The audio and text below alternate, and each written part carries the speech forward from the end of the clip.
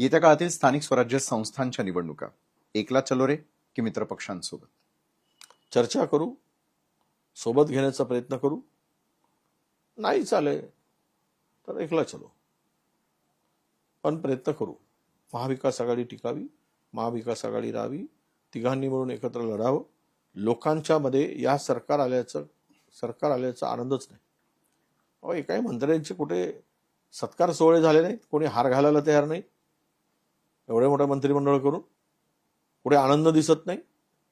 आता मी म्हणणार नाही बेमानी करून आलेलं सरकार आहे, परंतु लोकांमध्ये जो निरुत्साह आहे, लोकांमध्ये या सरकारच्या संदर्भात कुठेही एक आनंद दिसत नाही. सरकार आल्यानंतर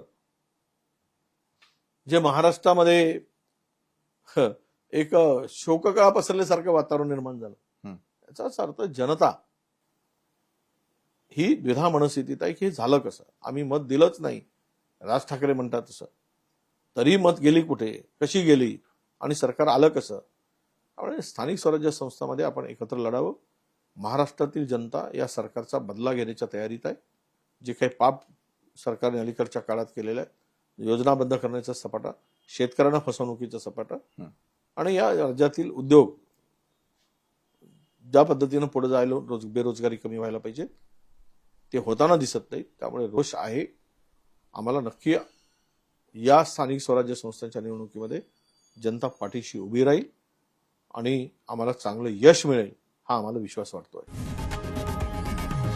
लोकशाही मराठी ऐका, पहा, जागरूक रहा.